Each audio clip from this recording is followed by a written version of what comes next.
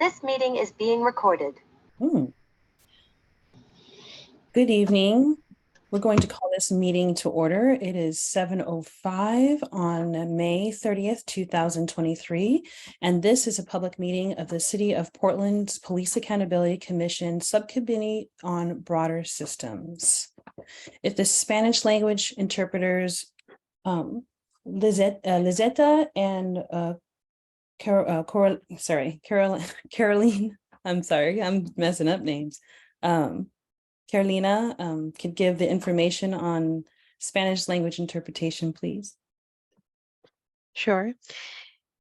Buenas noches. Esta reunión es una reunión pública que está sujeta a la ley del Estado de Oregón y a las normas administrativas de la ciudad de Portland y será grabada. Se dispondrá del servicio de interpretación al español para esta reunión. Al acceder a la interpretación en español verá la señal de video de los oradores, pero esta señal de audio será sustituida por la del intérprete.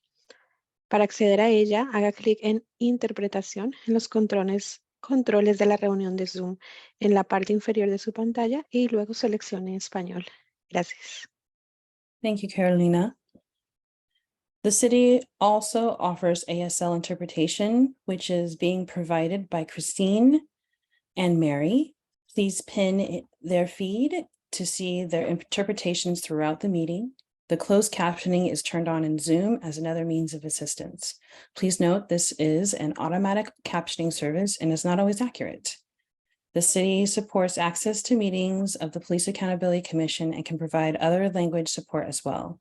Please email in advance of future public meetings, either as a response to a public meetings notice or directly to policeaccountability@portlandoregon.gov to ask for other access assistance, including interpretation into other languages. This meeting is a public meeting subject to the City of Portland's Administrative Code and Oregon State law and is being recorded. For this meeting, the chat function is enabled for commission members to communicate with each other. Members of the public will be able to ask questions using the Zoom's Q&A feature as the commissioners are presenting and discussing things. If attendees have questions, please feel free to submit them through the Q&A. We hope to use this feature to help guide our conversation during the meeting and future meetings and agenda topics. We like to be clear that not all questions will be answered during the meeting, but if answered, both the question and answer will be visible to you and will become part of the meeting's record. To access this feature, just click on the Q&A icon in the middle of the screen. And now I'll pass it over to the co-chairs to do the land acknowledgement. Thank you. Thank you very much. The PAC uses the PAC uses the land acknowledgement on display at City Hall. We acknowledge that the rivers, lakes, streams, and lands of the Lower Willamette River rest upon the occupied territories of the Multnomah, Wasco, Cowlitz, Cathlamet, Clackamas, Chinook, Tualatin, Kalapuya, Molalla, and many other tribes. We recognize the many villages, traditions, cultures, and relationships that existed along the river since time immemorial. We recognize these tribes stewarded these lands and rivers since time immemorial for future generations. We recognize and undertake responsibility for the destruction of the river and land, of traditional food sources, sacred places, and multifaceted ways of life. We acknowledge the economic and social values that enabled the harm to the river, including systemic racism, classism, and other systems of oppression that perpetuated harm against Black, Indigenous, and immigrant communities along the river. With this acknowledgement, we commit to honoring and learning from the past and working toward a more equitable and sustainable future for the Lower Willamette River. We commit to seeking solutions that acknowledge the inequities of past socioeconomic policies and the harm done to people and our relationships to these lands and waters. Thank you. Thank you, Commissioner. Can we have the slides back up, please?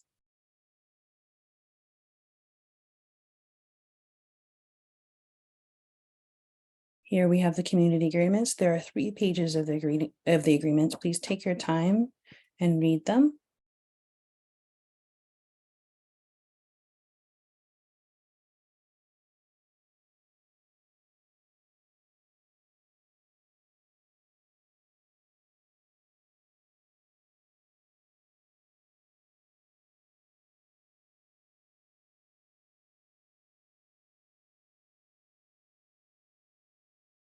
Can we go to the next slide, please?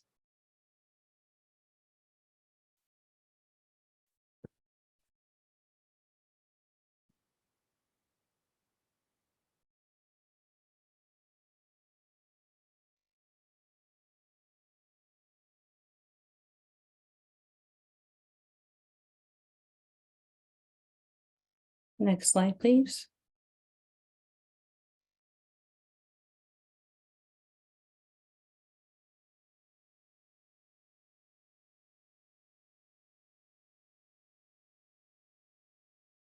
If you notice that a conversation is coming close to violating a community agreement, please call your fellow commissioner members in gently with compassion.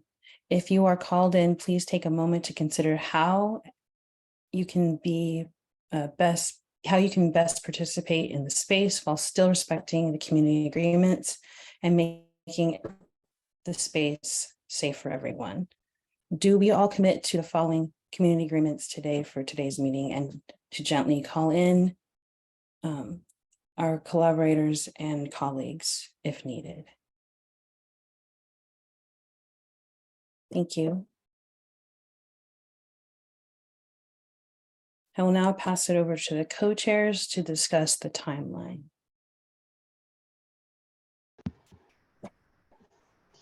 Thank you. So we are currently in our transition plan and broader system phase. We have finished our first 4 phases in May of 2023. We are now looking at how we are going to transition from the system that we currently have to the system that this commission has been designing over the past 1.5 years. That has been broken down into the subcommittees looking at the transition plan and the broader system. So how the transition will happen and then how the new board will fit into the broader system. July through August, we will be doing the concluding phase, which is when we will be actually drafting the city code text recommendations that will be forwarded to city council, as well as continuing our outreach work and our collaboration with the community and the city council. Then the city code that we have proposed will be considered by city council. All right, next slide. So we are here in the second meeting of the broader system subcommittee, where we will be developing a document, an areas of agreement document that will be referred to and voted on by the full commission.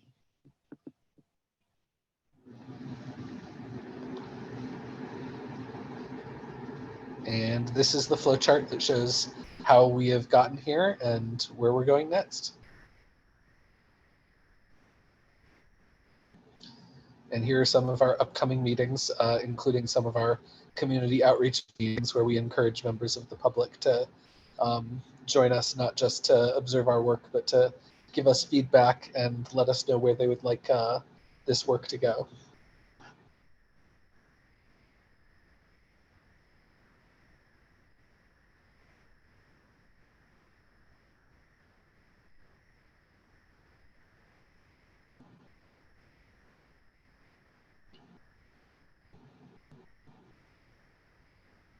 Apologies, I froze up for a second there. So in today's meeting, we did our initial work at our first meeting that was the Thursday before last. I was unfortunately unable to be there, but staff has brought me up to speed on everything. So we are going to be talking about some of the principles behind both the broader work we're doing and some of the individual areas of discussion that we've assigned to smaller groups and that we're hoping to have areas of agreement on. We are going to talk about some of the items that we might include in those areas of agreement and then have an opportunity for public comment.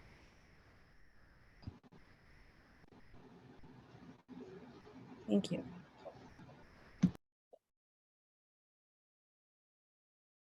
Wonderful, thank you,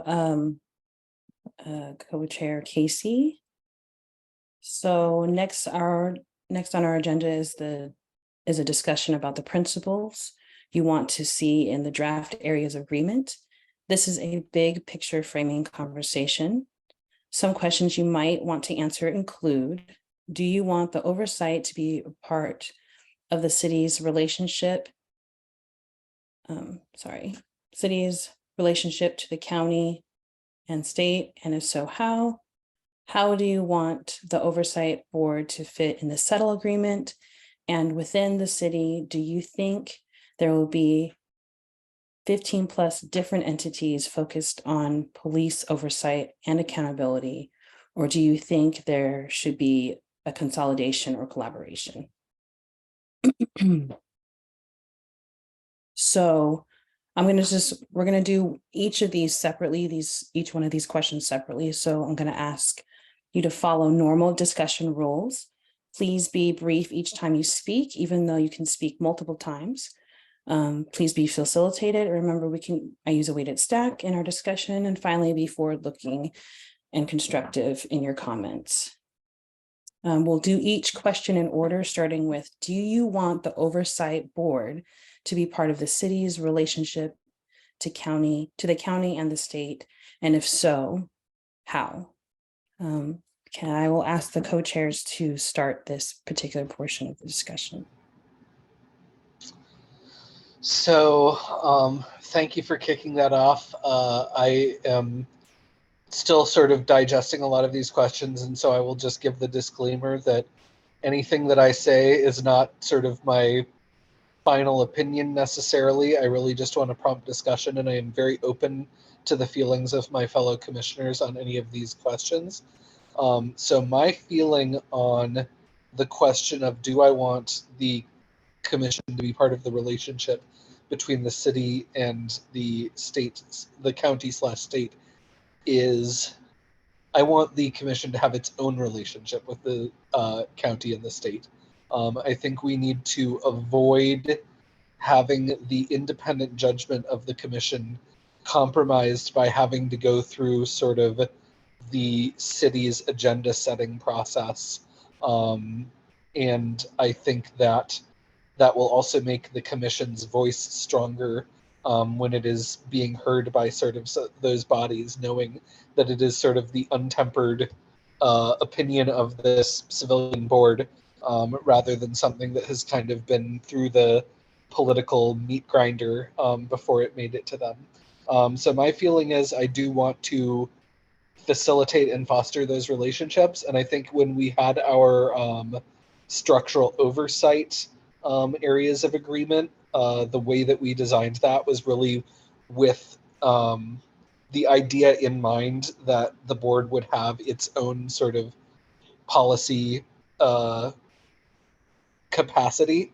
And I would like to make sure that that is remaining separate from the city and from the city's existing relationships, which is not to say that if the board and the city don't agree on an area of law that needs to change, that they couldn't certainly jointly go to the legislature or go to the county and say, we both think this is a good idea and we are both supporting it. But I think that it should be clear that those are distinct entities that are making those requests.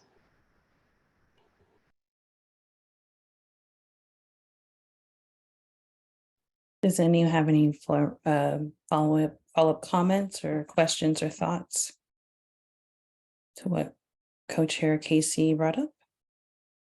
Bless you. Commissioner Sophia.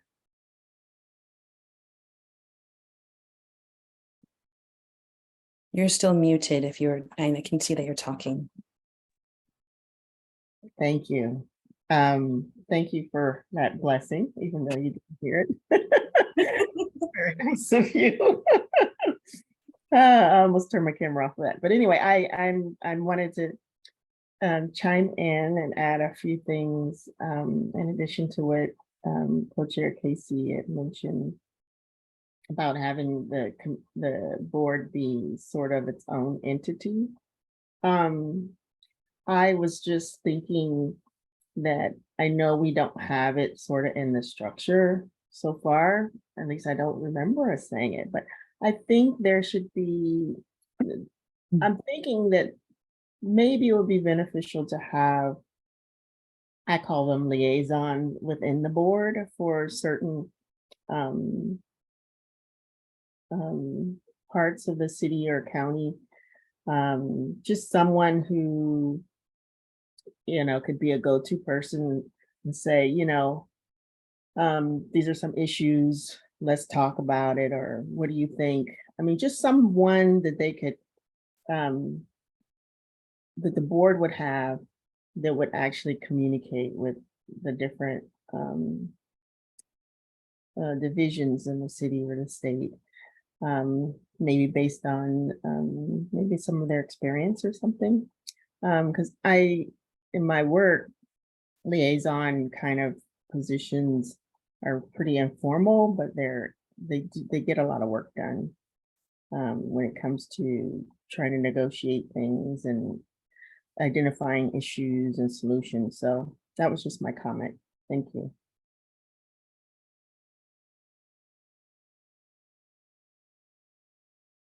Thank you, Commissioner Sophia. Does anyone else like to add to that portion of the conversation or have any other ideas in regarding to what Commissioner Casey brought up? Oh, well, Commissioner Casey, you have more to talk about. Go for it. I just wanted to follow up on Commissioner Sophia's point. That's a thing that you see a lot in the state policy arena, is that an organization will have like a policy director whose job it is not just to sort of do legislative advocacy, but generally to sort of handle the communication with stakeholders that is less like sort of media based and more like person-to-person policy based. So I think that would be a really good position to have sort of built into the structure of this as well. And again, I think that it's just important that we make sure that it is clear that that person answers to the director of the oversight board rather than being a part of the city's sort of political policy structure. Because I know that even within the state, and I think within the city as well, often individual bureaus will have their own policy people. But at least in the state, those people all ultimately answer to the governor. They don't necessarily have sort of that independence. And I think that's the thing that we need to make sure is baked into this, is that the board is ultimately making the final calls of what that person is advocating for. Thank you, Commissioner Casey. Staff, you had a question?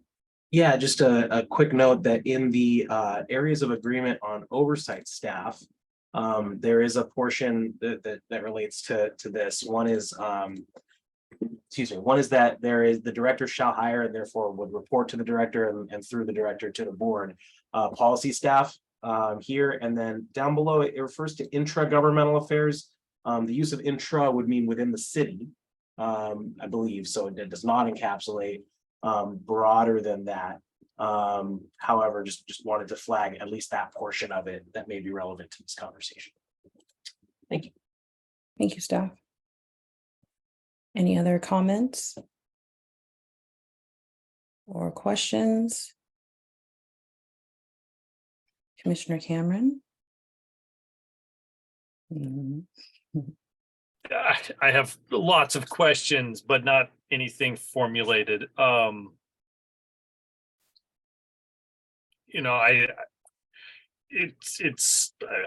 really wondering how everything kind of mixes with, the county and the city and the state, how, things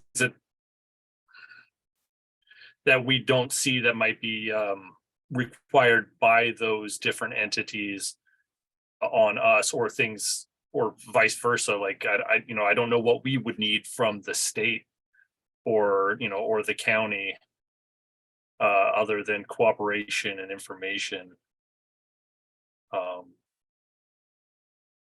So and I have no idea how we would get that kind of stuff.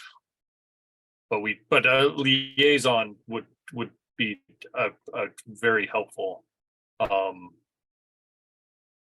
And I wonder if we need different liaisons, or someone could do all those, could communicate with the state and the county and the city, and or if we need people that are specifically in those arenas. So that's my only thought. Thank you, Commissioner Cameron. Does anyone have any answers specifically to some of those questions? Just to kind of bring more clarity for Commissioner Cameron? Staff. Yeah, and I'm happy to defer to Co-Chair Casey, who might know more than we do on this, but the starting with the county side, the two places that have been identified to date that the county is relevant. One has to do with the potential need to collaborate around passing information over or not, as the case may be, for potential criminal cases. And that relates both to being collaborative where possible, but also not risking jeopardizing a criminal investigation by passing over testimony that's been compelled, which would be a violation of the officer's First Amendment rights and things like that. And again, Co-Chair Casey, feel free to jump in if a non-lawyer just explained that poorly. But then the other thing has to do with the DA's role as the district attorney's role as a entity that you can appeal public records related information to around confidentiality of board membership information and just anything that might need to be might have a open question as to whether it can be held confidentially that relates to the oversight board itself. And so those are the only two things that are directly coming up that are in my notes around the county. And yes, I apologize, slurred there. I meant to say Fifth Amendment, not first. Thank you to the Q&A there. And I'll pass it over to Casey, and then I can speak more to the state if that's helpful later. Yeah, the only things I would add at the county level is there is always the possibility of, I mean, this board will not have oversight of the Multnomah County Sheriff's Office, but there are times when the agencies work in tandem. And there's certainly some intersection between the county sheriff's office running the jail and police officers that could potentially implicate police behavior. So I think having a working relationship with the oversight bodies over the sheriff's office and a working knowledge of the sheriff's office will be important. And then I also think as issues around crisis response, non-police response, and sort of larger other policy areas that intersect with policing often will fall equally or even more so under sort of the county's ambit. And so if there is a policy recommendation that comes out of the oversight board that the city doesn't necessarily have sort of the ability on its own to implement, then having that relationship with the county, I think, can be helpful. Thank you, Commissioner Casey. Commissioner Sophia, and then we'll go back to staff after that. Oh, you're on mute. Thank you, Commissioner Casey. I was actually thinking about that as the conversation was going about the relationship with the sheriff's department and counties. But I guess I don't want to belabor because I know we don't have any exact answers right now or much. We're just going through ideas, but I keep thinking about the different levels of government and thinking about some of the things that we've got in our documents that are out of our control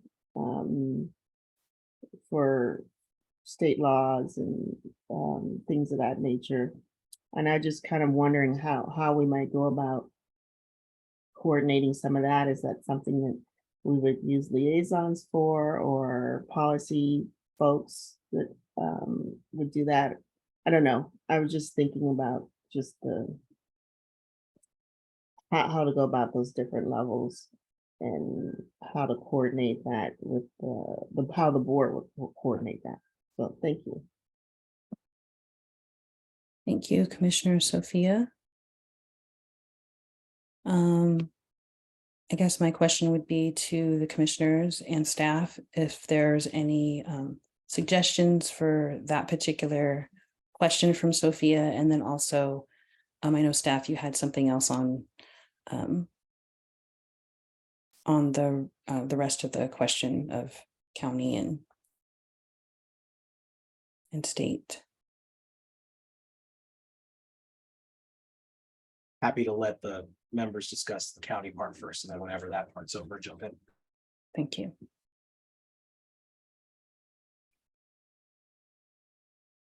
Commissioner Christian, we haven't heard from you yet. Yeah, I don't really have anything to add. I'm in support of what KC has proposed, and also the liaison idea from Sophia. Nothing new has come to mind. I just think it that all sounds good to me. Thank you. Thank you. Commissioner Sophia, may I ask a follow-up question? Were you specifically talking about how the board might be able to address some of those issues of basically of the laws and code that they're not able to do things with because of you're just basically addressing them and maybe possibly changing them or getting support in how to work around them or work with them? Is that what you're asking? All the above. Okay. I just Yeah, wanted to make sure I was clarifying that. thank you for that clarification. Yeah, I just know that there's some things that, you know, we may or may not be able to change, but we may be able to advocate for, and, you know, just how to go about doing that. So thank you. Commissioner Casey? So I think that it's kind of twofold. I mean, ultimately, a lot of what this body will have the power to do in a policy realm is just make suggestions, and it will be up to the governing bodies of the county and the state whether they actually pass changes in the law and implement them. Pardon me, I've got a bit of a tickle in my throat. But the other way that this body can be engaged in that, other than just, you know, showing up, testifying, writing letters, making suggestions, is a lot of the work that goes into policy making happens kind of in groups like the one that we have here. On the state level, they're usually called work groups. But so a lot of the policy kind of gets drafted and worked through, and the nitty gritty happens in those groups before a bill ever ends up in front of the legislature or in front of the county commissioners or something like that. And by creating this oversight board and staffing it, we will hopefully be creating the subject matter expertise that we would need to be able to show up to groups like that and say, hey, we're the people who know how this works. We're the people who can tell you what needs to happen in order to make a functional oversight board, and what laws you need to change in order to make it so that our board can do its job better. And so I think that aside from sort of the very public role that this board can have, it can also build a reputation and a level of, like I said, expertise that will allow it to participate in these policy conversations that right now don't necessarily have a representative sort of from that viewpoint. Thank you, Commissioner Casey, or Co-Chair Casey. Any other follow-up comments or questions before we go back to staff?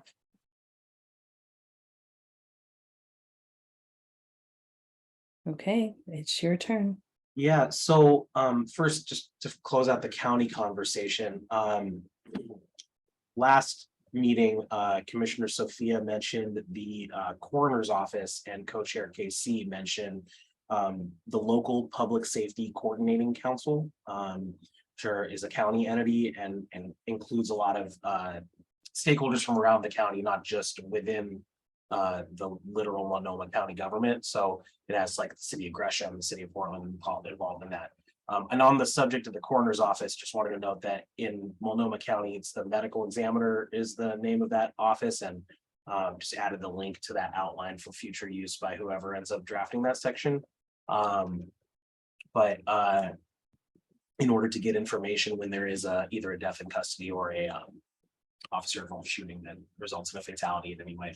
So yeah, just to close that part out. And then switching gears to the state side, Co-Chair Casey covered quite a bit there in terms of referencing policymaking and lawmaking authority. There are many different ways in which the state is relevant that have come up, and I wouldn't want to say that any list is comprehensive because the sheer volume of state things that has come up is astronomical since this commission PAC started. But one that should probably be mentioned here is the abbreviation is the LESC, Law Enforcement Standards Commission, but the full name is a statewide commission on law enforcement standards and discipline. I want to say Commission on Statewide Law Enforcement Standards of Conduct and Discipline, sorry. And that is the state entity which creates the discipline guide that determines if an officer is found guilty of this particular type of misconduct, the presumptive corrective action is this, the mitigated version, if there are mitigating factors, it would be this lesser amount, and if there's aggravating factors, it would be this greater amount. That is something that will be binding upon the oversight board as soon as the current bargaining agreement between the city and the PPA expires, according to what the city attorney's office has told the PAC. So what they come up with is particularly relevant because it will be the menu of options that the oversight board has. So it doesn't cover every potential type of misconduct. There are others, but that's a very relevant entity.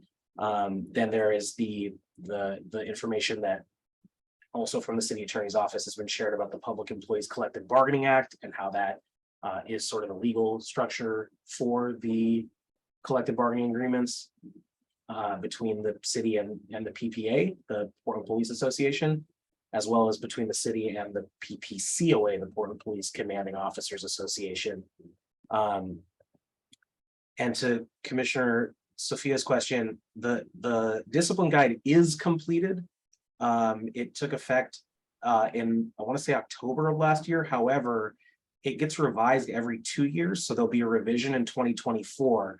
And when they were setting it up, any city that had its own discipline guide that had been bargained, I believe, but certainly it applies to Portland. I'm not really sure what the exact rule is, but it definitely applies to Portland.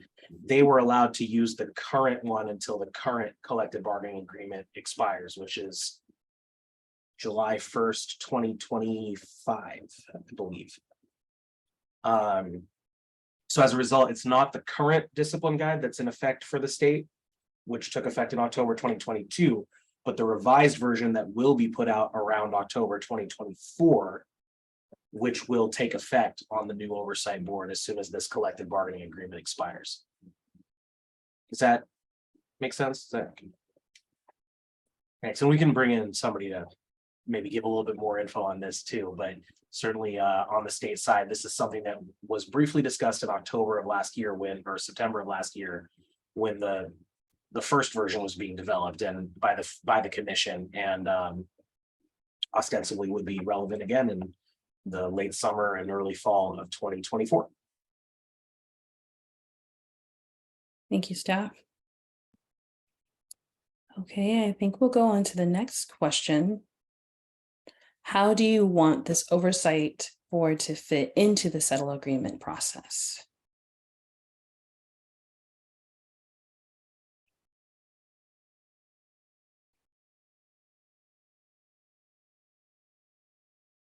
I was like, I was about to pick on you, Commissioner Casey, so I'm glad you put your hand up first. Yeah, don't mean to dominate the conversation, but this is certainly something I have a lot of feelings on as a member of one of the amici in the settlement agreement and somebody who's been following it. I mean, I think that this oversight board is potentially going to be pretty crucial to any hope that the city has of ending up in compliance with the settlement agreement, because I think the lack of meaningful oversight and accountability has been one of the things that's really been stymieing the kinds of changes that need to be made for the city to be able to be in compliance, not just with the portions of the settlement agreement that relate directly to oversight and accountability, but also with the portions that just relate to improvement in police conduct. because there's been very little incentive for the police to improve their conduct without any kind of effective accountability for that conduct. So I think that it's going to be important to work closely with the parties in the settlement agreement to make sure that everyone understands sort of the role that this new body is going to play in the parts of the settlement agreement that may need to change to recognize the fact that this body is going to perhaps not just be playing the part that it is accorded in the settlement agreement, but is going to have the potential to fold other sort of duties that the city needs to be fulfilling into its work. So I need to think more before I can get too specific on that. But I think the sort of bigger picture is that the board and the DOJ, and frankly the city as well, are going to be sort of partners in trying to figure out how this board can actually accomplish some of the things that the parties in the settlement have been trying, and I would say not particularly successfully accomplishing over the past near decade now.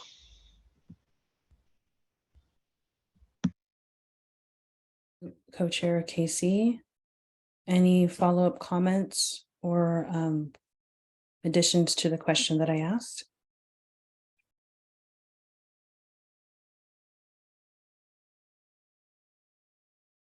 Ask the question one more time, please. Yes, absolutely. How do you want this oversight board to fit into the settlement agreement process?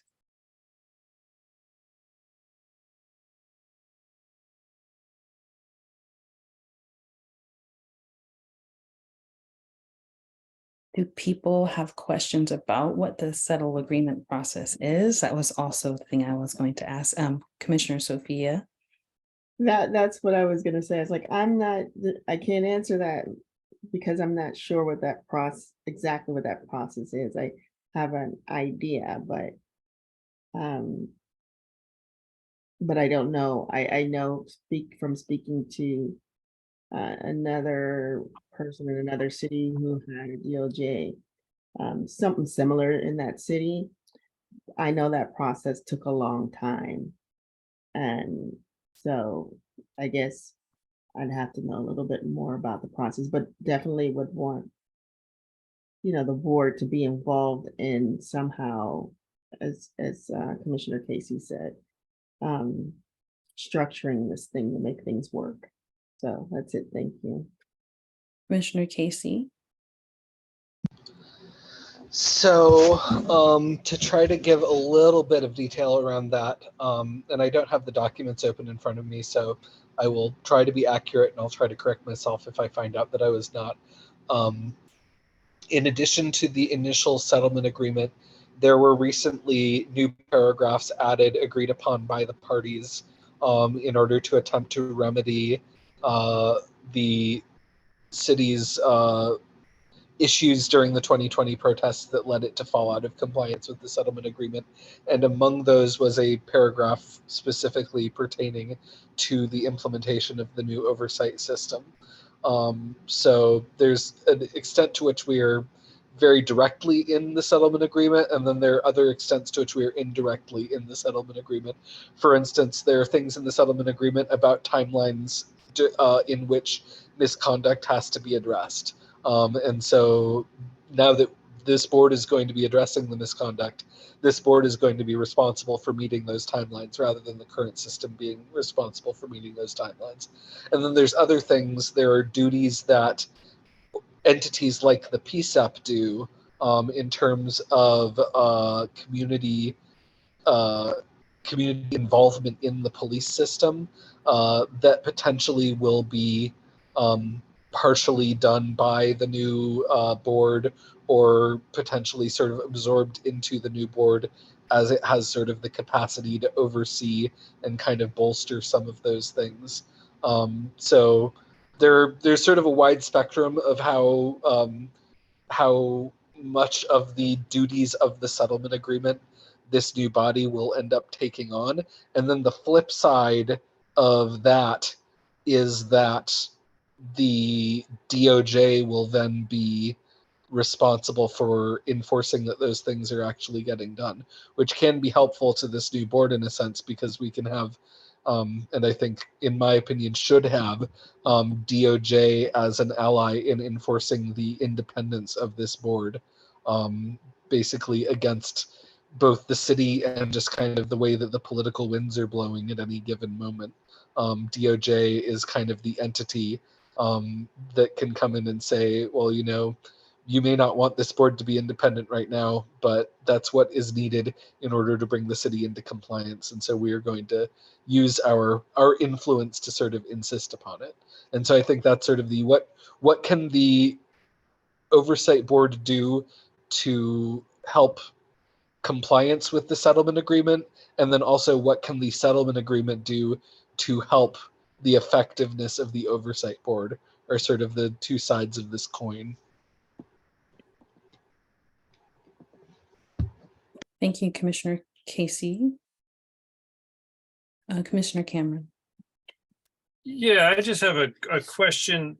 We were talking with is it Counselor Gerald Hager or something? He's related to this thing, right? And I believe he spoke maybe at the last meeting or before that, and really sounded like he was a big support and a big advocate for this, and might be a great resource to bring in to help clarify some of this. Commissioner, thank you, Commissioner Casey. Commissioner Cameron, staff, you have your hand up. Yeah, so Jared Hager is with the Department of Justice and is one of the point people for the Department of Justice on this particular settlement agreement between US DOJ v. City of Portland settlement agreement. And he is definitely someone we'll be inviting in to brief in detail on this question, because as you start talking about the responsibilities currently assigned to groups that may be adapted in some way by, as you know, one of the outcomes of this subcommittee's work is to determine which parts of the current system, if any, should be adapted or changed. And the ones that are in the settlement agreement, if they are adapted or changed, certainly that would need to be a layer to that this subcommittee is aware of. And he may be able to shine some more light on that. Thank you, staff. Commissioner Christian.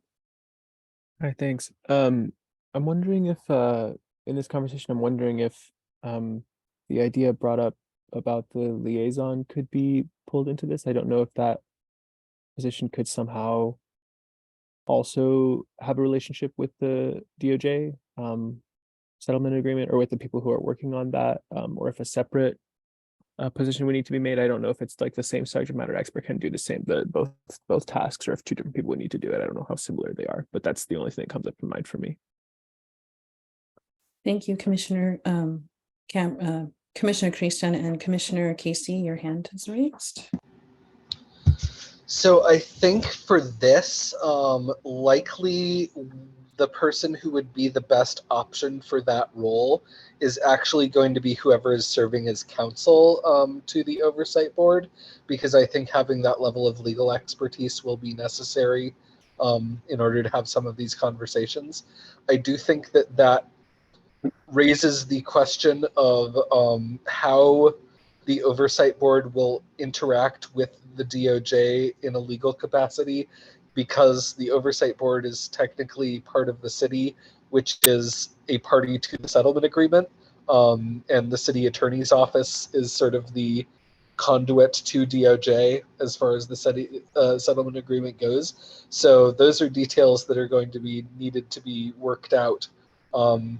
I think it makes more sense to have those worked out between the city attorney's office and the Department of Justice and whoever is brought in to serve as the counsel for the oversight board, rather than us trying to kind of predict what postures everybody's going to be in by then and what the preferences of the parties are going to be in terms of how they interact with each other.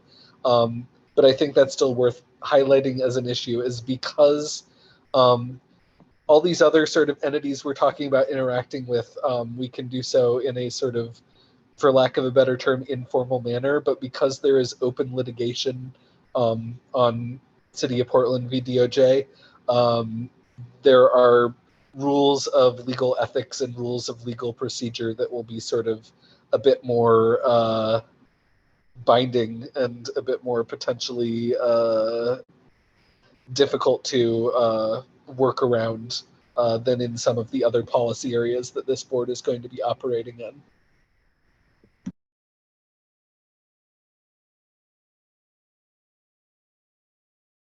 Thank you, Co-Chair Casey.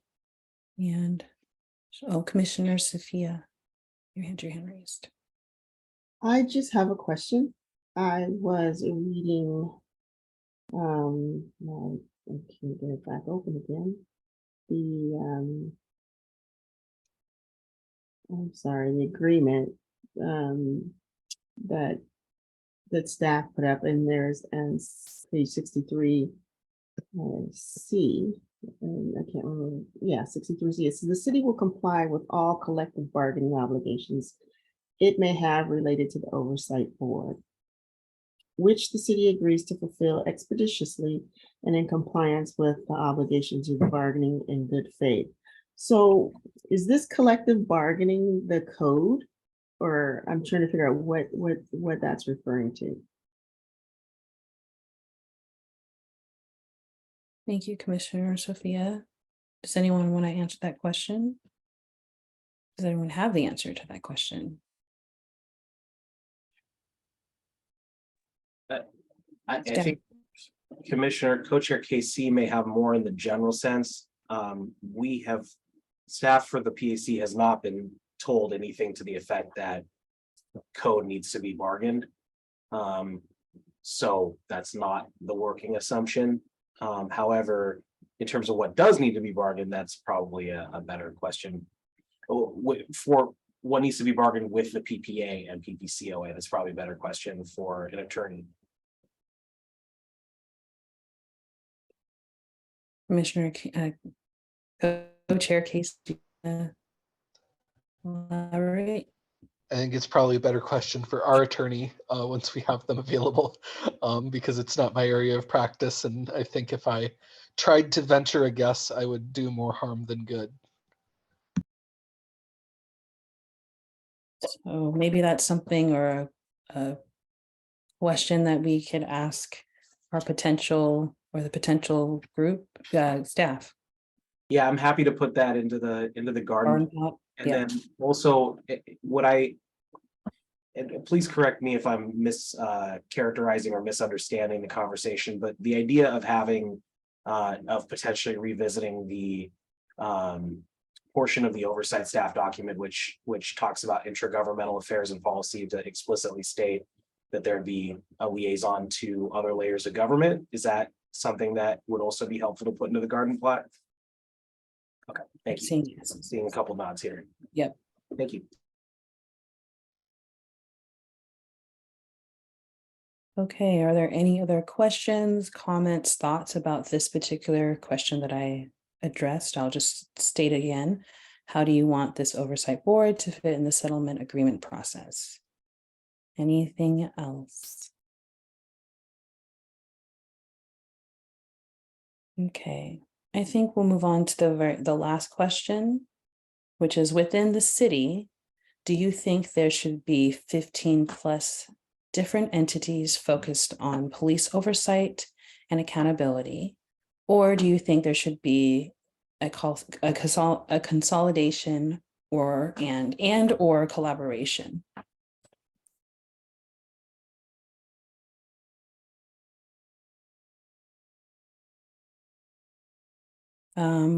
Commissioner Christian, and then Co-Chair Casey. I mean, if I understand the question correctly, I feel like a consolidation or collaboration is the way we've been leaning based on the research we've done and what we heard from the community in general. How a large number of organizations working on accountability tends to convolute and complicate the system and make it less accessible. So I assume, if I understand the question correctly, that's where I'd lean. Thank you, Commissioner Christian. Co-Chair Casey.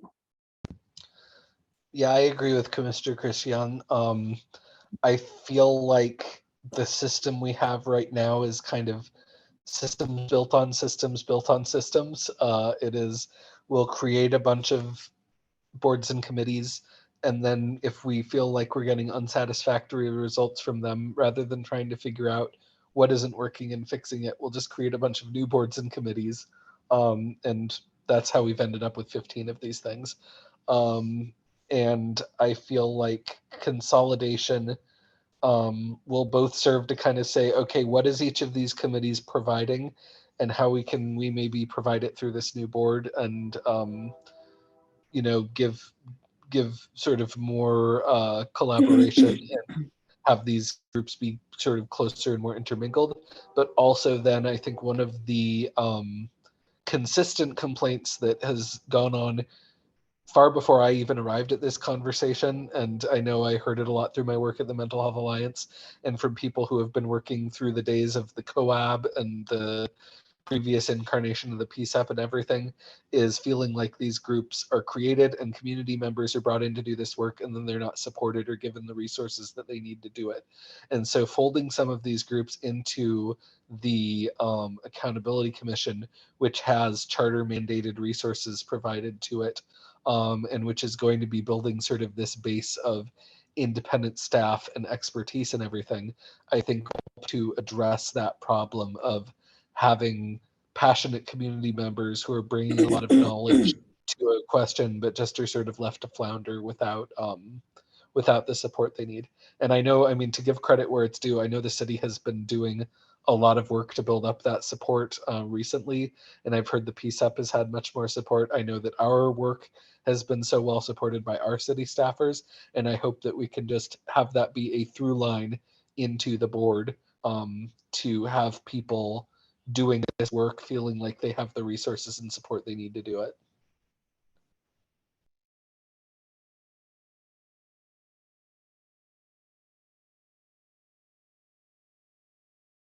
Thank you, Co-Chair Casey. I was on mute sitting here having a conversation with myself. Staff has put an official list in the chat, and has said that number 8 is no longer existent, and we can't find any activity for 12 through 14 either. So still quite a few different organizations focusing on this work. So if anyone has any extra questions or comments or thoughts in regards to whether within the city, do you think that there should be 15 plus entities focused on police oversight and accountability, or do you think there should be consolidation, collaboration, and maybe a little bit more detail on what that collaboration might look like? This is the time to kind of have those conversations. Commissioner Christian. I don't know if it would be helpful to maybe include some kind of monthly or quarterly meeting with a few of these groups. I don't know if that's even possible, but that's something that comes to mind for collaboration, like finding a way to communicate across those lines. Also, I don't know how much communication the groups themselves have with each other. I don't know exactly how to go about that, but I feel like definitely reaching out initially would be a good idea. I don't know if that's for us to do as the Police Accountability Commission, or if that's for us to set up the framework so that the board can do that in the future. Yeah. Thank you, Commissioner Christian. Staff, I see your hand is raised. Yeah, I just wanted to note, because there are several really dedicated volunteers in other groups who come to these PAC meetings, and I know a couple are here today, that it's just a scheduling question, but definitely we'll be reaching out to all the different groups to try to get information and probably invite a couple of them to come speak to this subcommittee too. But in the meantime, may be helpful to note that to whatever degree the subcommittee decides that there should be a framework for just, talking with the remaining groups, that might also be something that the intra-governmental affairs staff could help support, in addition to, members discussing it, of course, with their volunteer colleagues on the other groups as well. Just wanted to flag that as well. And that's probably a good thing to figure out after determining what will remain intact. Obviously, there's a long list that was in the chat. Thanks. Thank you, staff. Co-Chair Casey. So just to give kind of an example of how I imagine this could work, to pick out just because it sounds like it no longer exists, the LGBTQ plus advisory council, the Alliance for Safer Communities Advisory Council.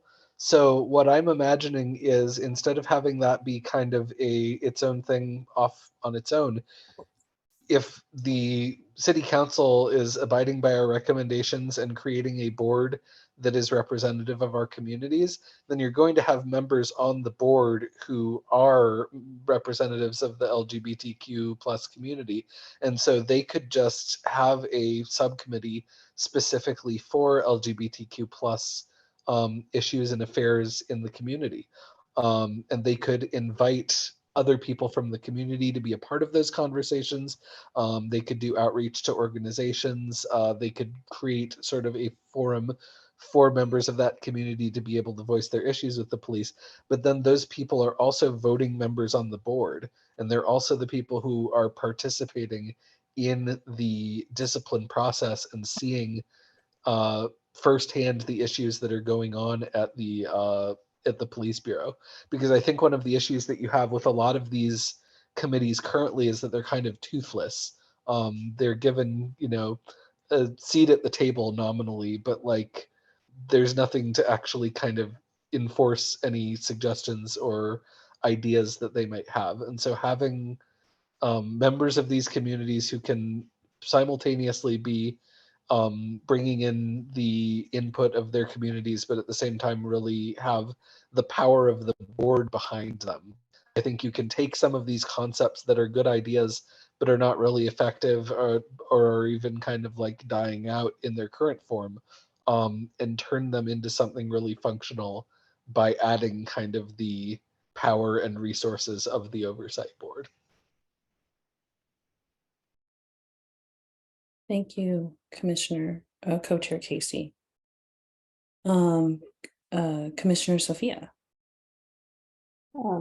I just want to give a summary of my thoughts and combine those with some of the others that's already been expressed.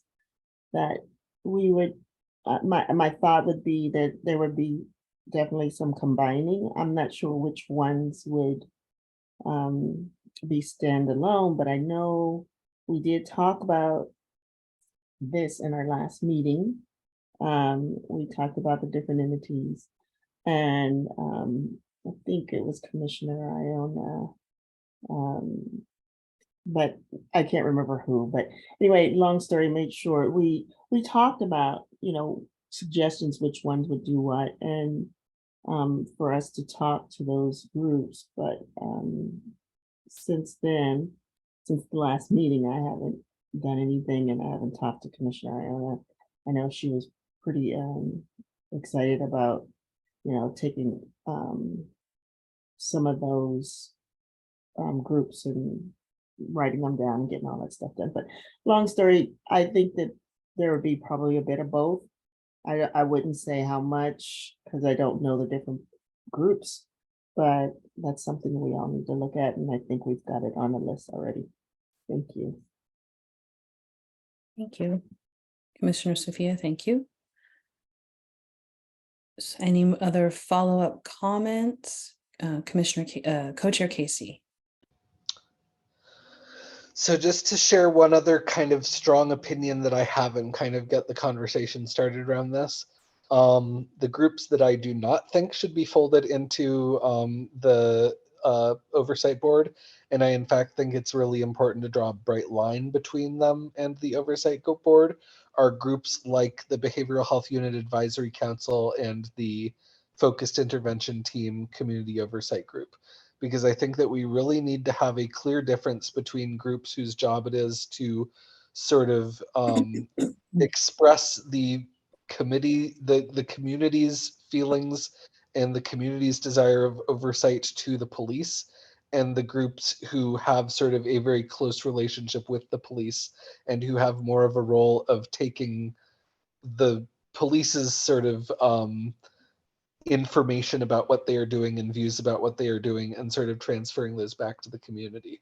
And I think it's really important to make sure that there is not going to be sort of a capture of the police, of the Oversight Board, or even the appearance of a capture of the Oversight Board by the police sort of becoming the experts who they rely upon to tell them how the Bureau is running and how things work, and to sort of provide them with information, which I think is in the case of a group like Behavioral Health Unit Advisory Council, it's appropriate in a lot of ways for them to have this very close relationship with the police, because they need to understand how the unit works in order to be able to sort of work with them on things like that. So I think there is a sense in which we need to, there are some groups that it'll be best for the Oversight Board to keep at arm's length because their work is to an extent kind of fundamentally incompatible.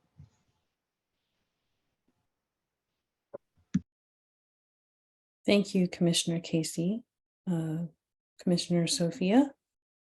Just one other thing that I had remembered from our last meeting that we were talking about, possibly the board being instrumental in collecting the different groups together to collaborate. Maybe organizing, I don't know, quarterly meetings or biannual meetings or something, to discuss the different issues and how we might help each other out with police accountability. So just wanted to bring that back up. Thank you. Okay, thank you, Commissioner Sophia. I think at this point, we are going to take a break. We will come back, we'll do 10 minutes. We'll come back at 8:17.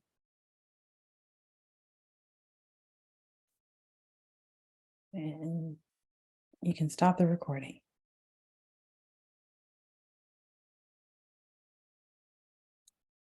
Thanks for coming back. I see Commissioner Iona, your hand is raised. Yeah, I was wondering if I could just make follow-up comments from the pre-break discussion, and then I'm going to go back to resting. So is that okay? Absolutely. Okay, thank you. So first thing, I kind of feel like you know how the Police Bureau has a whole lot of advisory committees based on different, groups of people who would have an interest in what the police are doing. I kind of think it's sort of not our job to tell the Police Bureau what advisory committees that they should have. It should really be their decision on who in the community is willing to do that sort of thing and who the Police Bureau thinks that they need to talk to on a regular basis. So that's one thought. The other one is I kind of feel like when I think it was Commissioner Handelman did a kind of a rough sort of spreadsheet on how many hearings and appeals and all that there could be, and how many hours our oversight committee people could be putting into running the oversight board. And I think the important thing is for them to do that job. And I'm not sure it's a good idea to give them some of the work that other volunteer committees are doing right now. Like, I think it would be like a mistake to have the work that PCCEP does handed over to the oversight board, because all that community engagement is very time consuming. The last thing is, I also think that, you know how we do have these different groups already, and now we'll have a new oversight board. And it would be a good idea, at least for the ones that aren't just closely associated with the police bureau, to each send a representative to say, I think somebody said this already, I'm just gonna say it again, like monthly or every other month meetings out that the public can go to, where they talk about, for example, maybe the oversight board would have heard something that would make them think they want to do some policy work on some sort of training thing. And then the training advisory council person could say, oh yeah, we were thinking about that too. And then maybe they might want to form a little group, a work group made up of representatives from both to work on it. So knowing what each other is doing is very helpful. And so that would be one way to make that happen. Thank you very much. Thank you, Commissioner. That's it. Iono. Thank you, Commissioner Iono. Okay. So we're going to wrap it up for that particular portion of our agenda and move to the next portion, which is hearing from, next on our agenda is to hear from the different drafting groups. So Chair, can you remind us of who was in the drafting groups, please?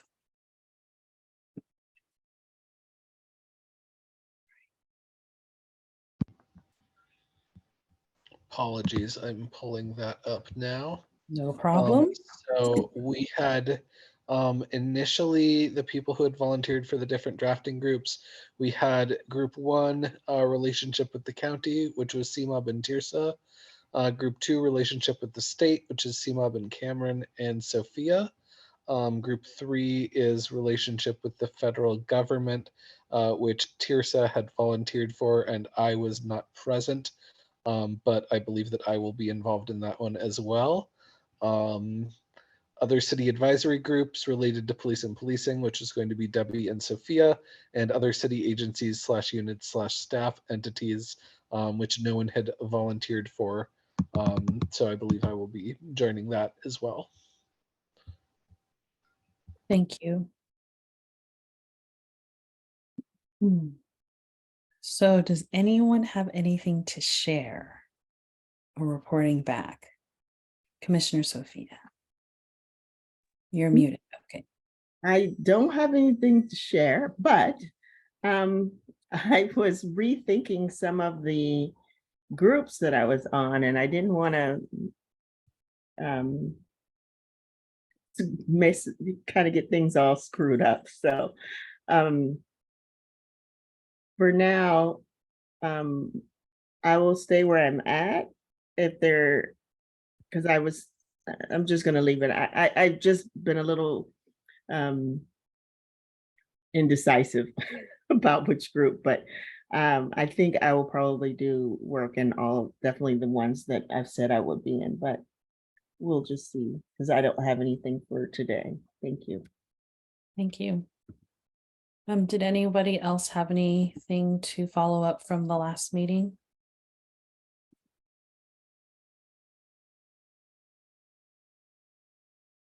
Okay, seems like there isn't any report packs. We'll move on to the next portion of our discussion. We will now move into discussing items that are either in the outline or in the document. Basically, we'll be discussing items of inclusion in the draft PAC areas of agreement on broader systems.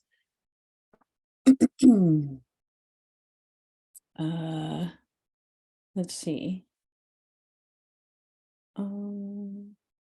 Okay, so we'll either just discuss items on the outline or in the document the drafting groups have created and discussing them to see if you want to include them in the draft of the PAC agreement of broader systems, which will be put together for a future meeting. We'll ask you, of course, to follow normal discussion rules. Please be brief each time you speak.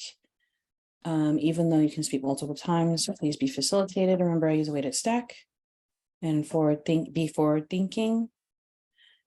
And I think today we're going to focus more on the county and federal elements of of this discussion, since we're still waiting to have more details of that, and we'll have that by the next meeting for state and city. And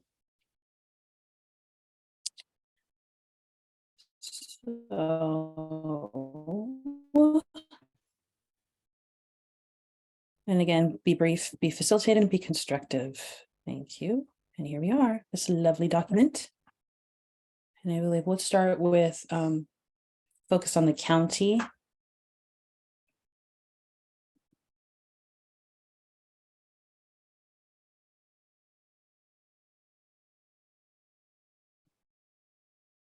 Any staff, please. Yeah, sorry, just to, wow, sorry about all the quick moving around, just trying to isolate so you can see what we're looking at here. The notes in blue, red is from the last meeting, blue is from this meeting so far, so please feel free to adapt or adjust any of this as well. And then after that, we can go on to the federal side after that. But yeah, and as we're working, just MCSO is the Multnomah County Sheriff's Office. Thanks. Thank you, staff.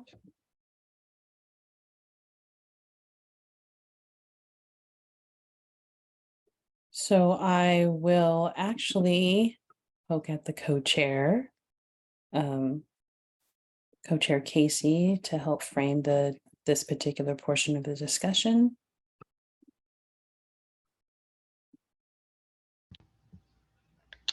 So I'm trying not to be too prescriptive since this is not the area, one of the areas that I was working in.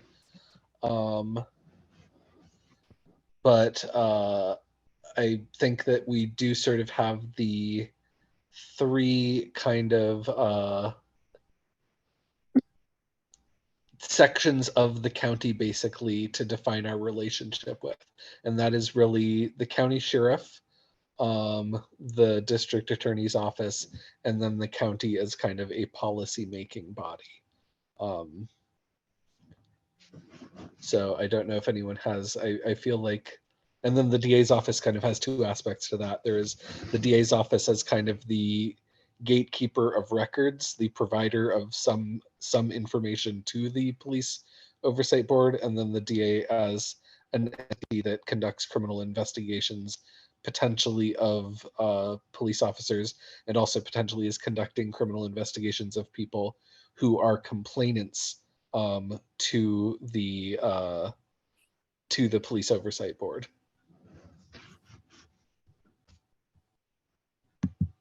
Thank you, Commissioner Casey.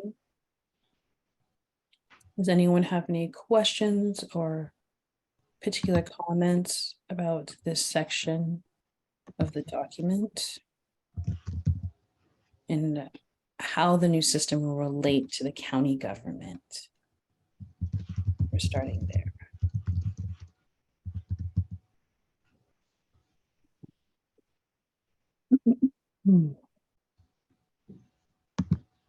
Commissioner, let's start with Commissioner Cameron. Yeah, I was just wondering if anyone knows if PDB and the county collaborate broadly. I know that I feel like I've seen parts where they do collaborate to do certain things, but I wonder if they have like a system where they always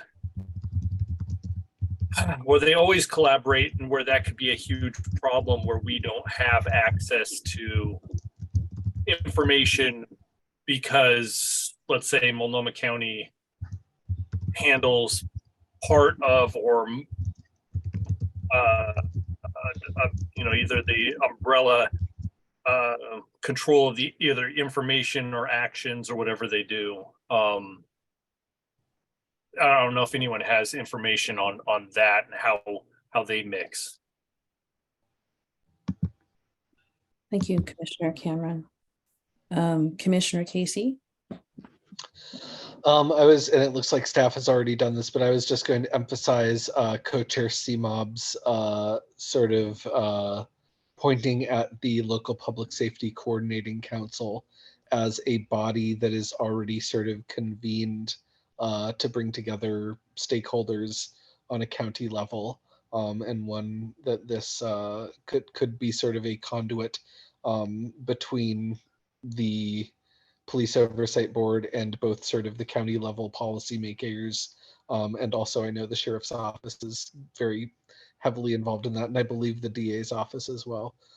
So I I used to work for the entity that coordinates the lipsticks, but that was a long time ago, and my knowledge of how they work and how they're administered and who chooses who gets to be on them is a little bit rusty.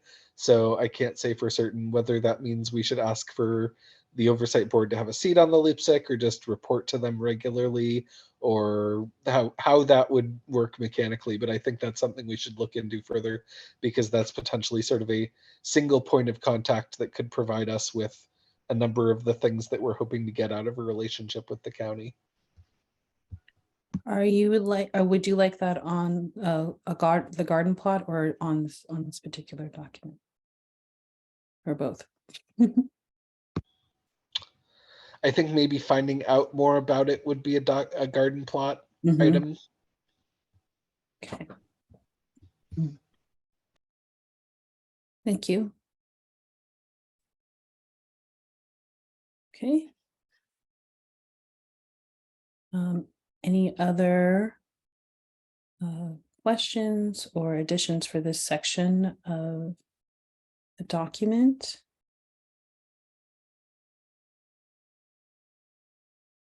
Okay. Okay. So none at this moment.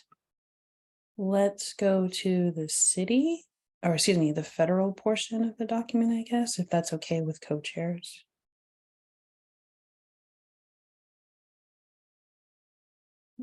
And staff, of course, 'cause I can't see what you're typing. There we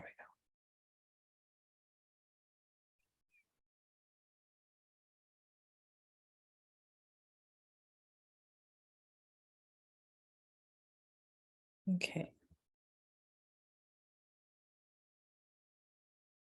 So this is what we have currently.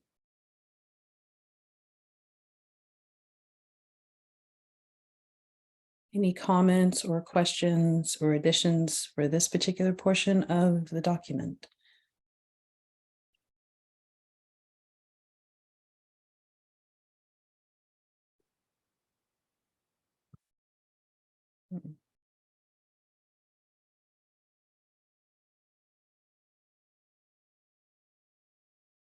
Okay, Commissioner Casey. I will just add that as we decide what our relationship is going to be with existing boards, that's also potentially going to be, and that's what has been put in C, I'm seeing, but just to sort of clarify on one of the community questions that we received from Dr. Silver, if the oversight board is going to be taking over or modifying the roles of any existing entities under the settlement agreement, such as the PSEP or the Behavioral Health Unit Advisory Council, then we will need to figure out how that changes the settlement agreement and negotiate those changes between the city and the United States. Thank you, Casey, Commissioner Casey. And then I saw Commissioner Sophia, your hand was raised.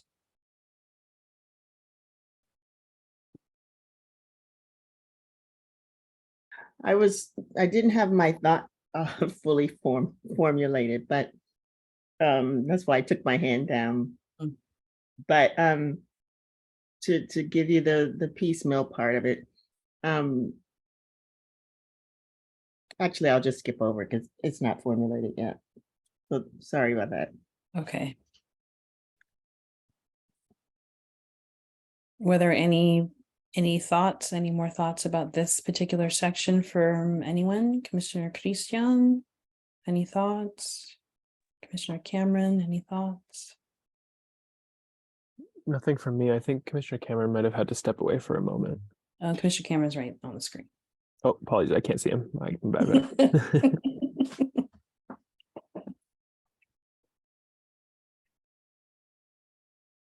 Okay. Staff.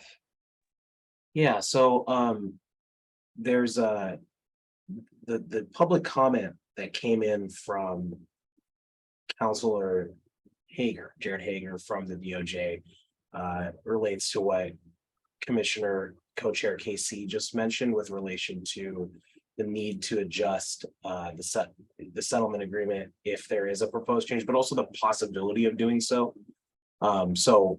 Effectively, and this is a very light paraphrase here, the idea that the current text of the settlement agreement is not limiting to the PAC's ability to propose a change to it. However, the remedies need to still exist in terms of ensuring, the principles and accountability. And there was the accountability section. There was a public comment that pointed out where those sections are in that meeting, as well as a Q&A here. There's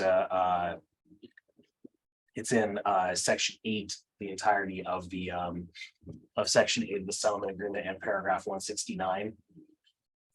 So that is sort of the limitation and the possibility. Both that the remedy still needs to exist, and then again, paraphrasing from that from the DOJ's comment here, that the remedy needs to exist, but not necessarily the particular methodology or vehicle to achieve that. So, yeah. Thank you, staff.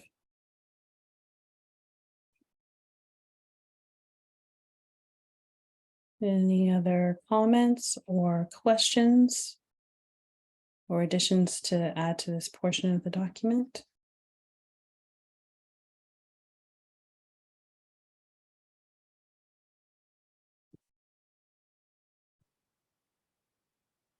Okay, if there's nothing further, I will go on to public comment. So we will now take public comment on the issues of the subcommittees the subcommittee is discussing, or community members can tell their story about policing and police accountability. We ask members of the public to keep their comments or questions to 3 minutes in length and raise their hand in Zoom if you'd like to speak.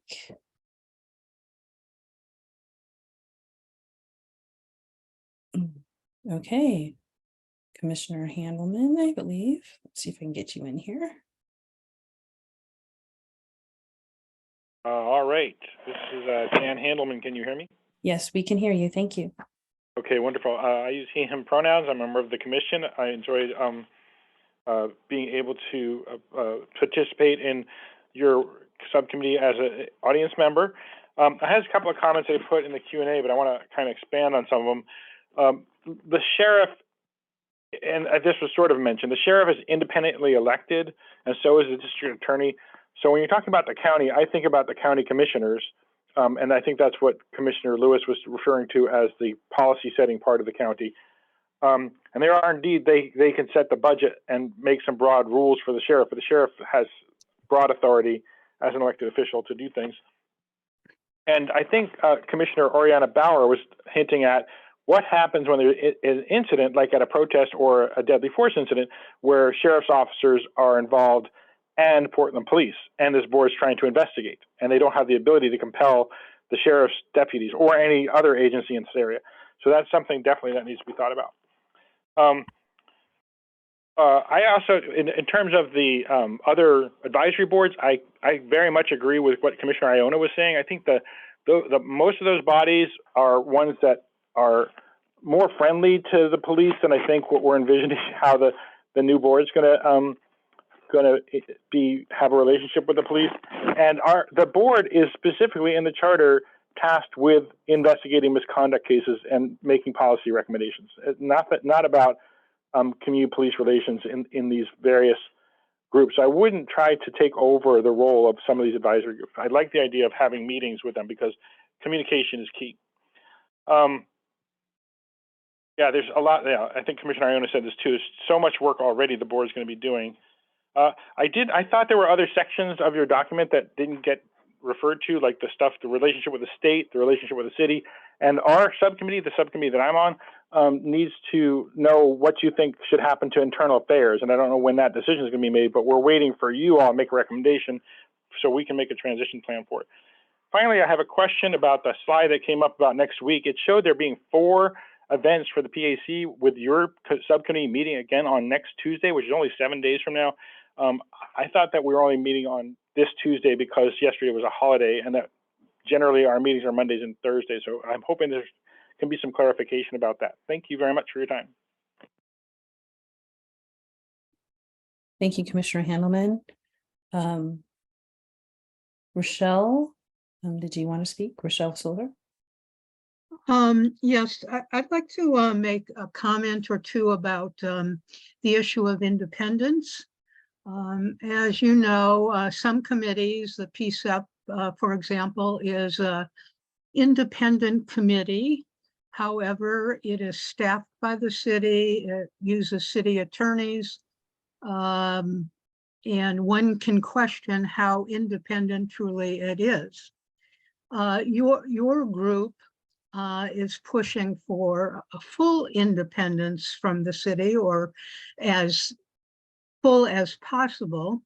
And in watching the city council meeting where you presented a week or so ago, and in watching the work group where you were with city council, they had issues about a variety of things, about the cost, about whether you should or shouldn't have police or their wives or family members on the committee, and et cetera, et cetera. But the thing that seemed to bother them most, in my opinion, was your independence. And they really bristle at that. And so I'm a little nervous that the more you push that over a variety of things, the more scared they're going to be, the more angry they're going to be, and the less cooperative they're going to be. Thank you for allowing me to say that. Thank you, Rochelle, for your comments. If there is no other comments, we will move on to next steps. Seems that there isn't, at least from the public. Okay.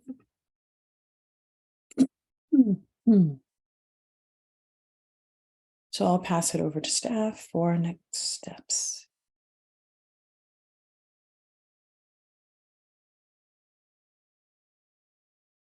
Apologies, couldn't get the mute button there.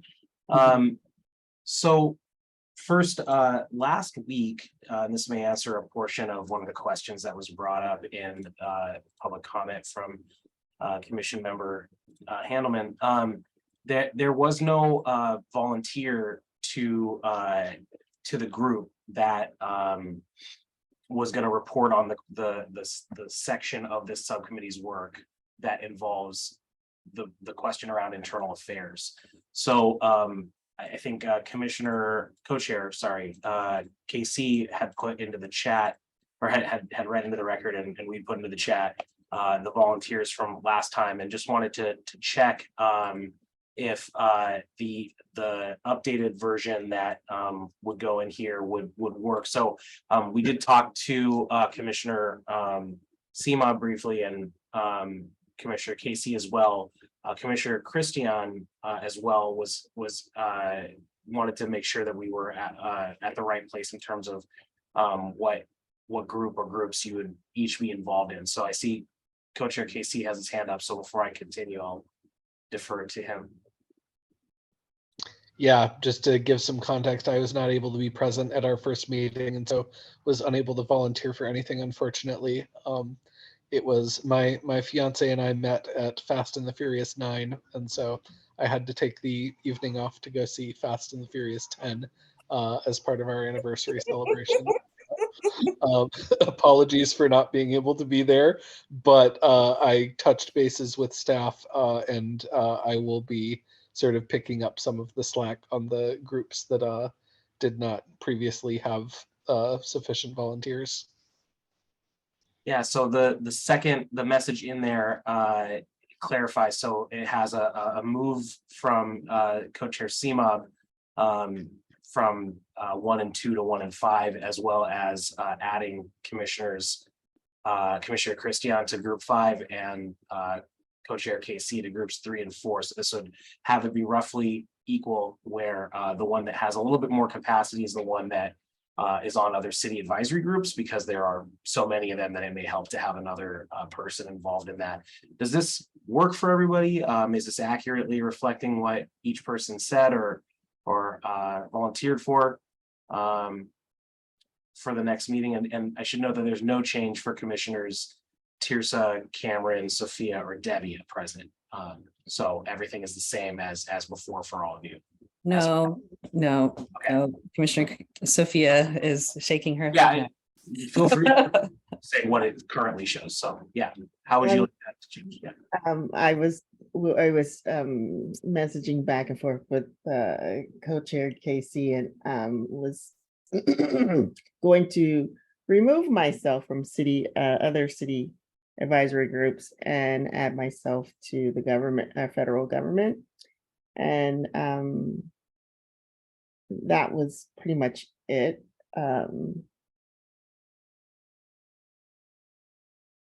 So that was the only change. So I would be on state and federal. Got it. I think what you're seeing now should be an accurate reflection there. Yes. Doesn't mean I won't help out on the city. Just I don't want to be committed. Thank you. Right. Any other changes anyone else has for any of the members? I don't. Okay. see. Then I think I can pass it back over to facilitators. Thank you. We're gonna now, this time, we're gonna go to the garden plot. So that's the next section. This is a time for facilitators, co-chairs, and staff to summarize any items already brought up today, which didn't fit into today's agenda. We'll recap those items here and use them in developing future agendas. We won't be using this time to add new things not previously mentioned or to discuss any items. We will discuss any new items, but we will use this list to develop future agendas so these items can be addressed. So first off, I'm just gonna ask co-chair Casey, is there anything that you wanted to add to the garden plot, or that you have for the garden plot? Nothing to add now. Thank you. Staff. Well, there's stuff that will come up in future meetings of this subcommittee that aren't garden plot items, but are coming up. But the one thing that I noted was the potential revisitation and expansion of intra-governmental affairs in the oversight staff list of staff responsibilities to potentially include liaisonship with intergovernmental affairs to county, state, federal as needed. Thanks. Okay. Thank you. All right. Well, as a reminder, you can submit advanced public comment to the Police Accountability Commission via web form, voicemail, or post mail. They are all listed on the screen here.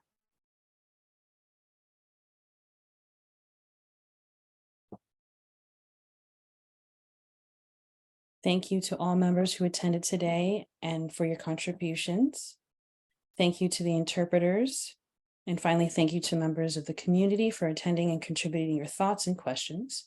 If you are not already signed up for email updates, please also sign up to receive updates from the PAC. It is now 8:48 and the meeting is adjourned. Thank you so much. Get off a little bit early. Have a great evening.